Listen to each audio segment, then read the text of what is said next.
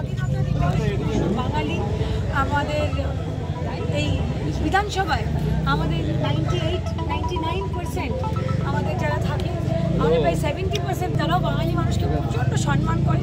আমরা মিলে মিশে একসঙ্গে এখানে থাকি এবং এই সুন্দর দেখুন দেখে নিন এত সুন্দর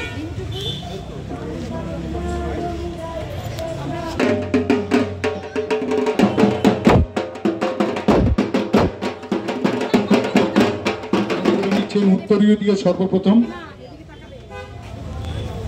তনুশ্রী হাজরা। স্বাধীনতা দিবস উৎসব উদযাপন কমিটির পক্ষ থেকে স্নেহা পান্ডে মাননীয়াকে উত্তরীয় দিয়ে বরণ করে নিলেন তনুশ্রী হাজরা। পুষ্পস্তবক তুলে দিচ্ছেন মাননীয়া স্নেহাকে।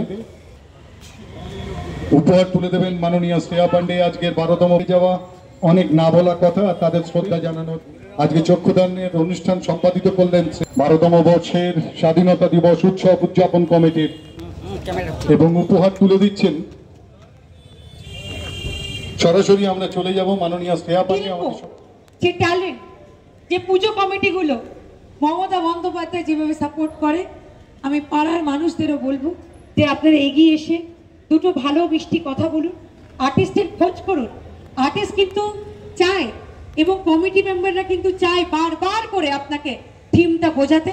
তাই এসে শুধু প্যান্ডেলটা দেখে ছবি তুলে চলে যাবেন না, এসে প্যান্ডেলটা দেখতে এসে বারবার কমিটি মেম্বারকে জিজ্ঞেস করবেন এটা কি, ওটা কি, সেটা কি, এটা কি, ওটা কি, সেটা কি।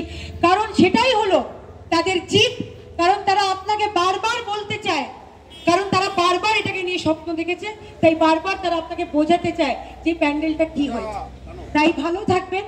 আমার থেকে বড়রা আমার প্রণাম নেবেন, আমার ছোটদের আমার অগাধ ভালোবাসা।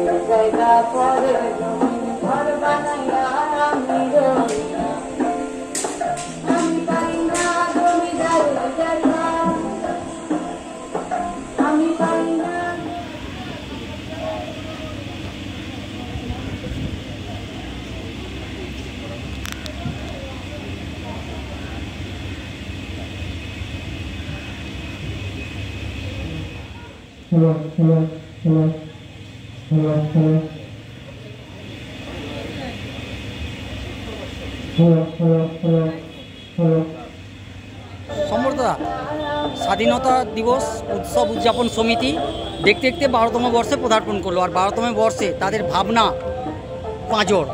আর এই পরিকল্পনাটা কেন আসলো?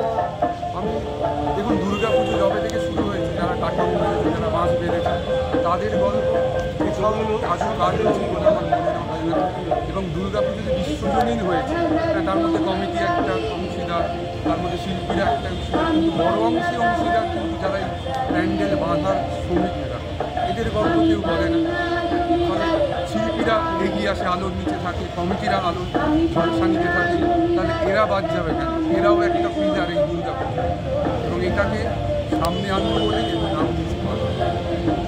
শেষ করতে এটা 1.5-2 মাস নামটা যদি সংরক্ষণ যাবে। দেখতে দেখতে 12তম বর্ষ, আর 12তম বর্ষের এবারে ভাবনা পাঁজর দিয়েই শুরু হলো আজকের শুভ সূচনা। আর সেখানে একটা মানুষের যে ঐতিহ্য, সে যে এলাকায় কাজ করে মানে চলেছিল, তার ভালো কাজ মন্দ কাজের মধ্য দিয়ে তার স্মৃতির উদ্দেশ্যে একটা ছবি তার হাতে তুলে দেওয়া হলো, তার মেয়ের হাতে। কি বলবে এখান থেকে? এটা তো আমার কাছে একটা পরম প্রাপ্তি যে এনার মতো একজন মানুষের ছবি একটা আমি ওনাকে গিফট করতে পেরেছি, দিক থেকে উপহার দিতে পেরেছি। আমার খুবই ভালো লাগছে, উনি এতটাই খুশি হয়েছে, এটা আমি এতটা তারপর আশা করিনি যে এতটা ভালো লেগে যাবে। তো আমার খুবই ভালো লাগছে আমার এখানে।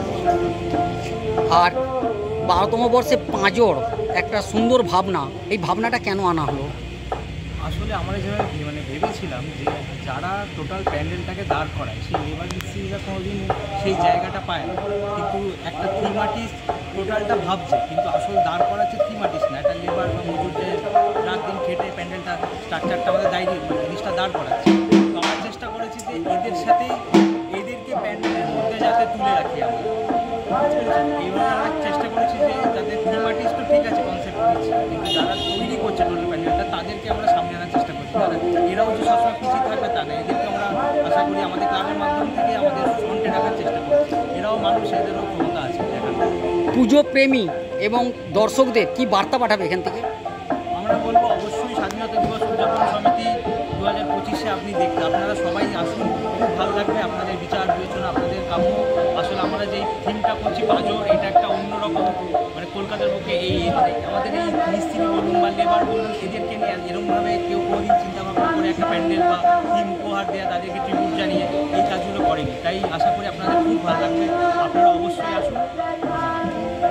এই ভাবনাটা কতদিন ধরে আসলো? এটা মোটামুটি আমরা যখন আগের বছরে পুজোটা আমাদের শেষ হলো, দশমীর পরই ভেবেছিলাম যে কিছু একটা প্ল্যান আমাদের যে থিম আর্টিস্ট সম্পর্কে জানা তাদেরকে নিয়ে আমরা আলোচনা করছিলাম। ওই করতে করতে 2-3 থিমের সাথে আলোচনা হলো, কিন্তু তারপরে যখন পাঁজর ব্যাপারটা নিয়ে আলোচনা হলো তখন সবাই মিলে ভাবলাম না, এইটা দিলে অনেকটা আমরা এগিয়ে যাবো, কারণ এদের নিয়ে তো ভাবনা চিন্তা সেভাবে হয় না, এত কিছু নিয়ে হচ্ছে। আর আমাদের বাজেট যে বিশাল তা তো না, আমাদের মোটামুটি স্বল্প ব্যয় যতটা আমরা চেষ্টা করেছি আমাদের প্রাণপণ ঢেলে আমরা পুজো করার। নামটা যদি বলো। আমার নাম অতুল ভাটিয়া।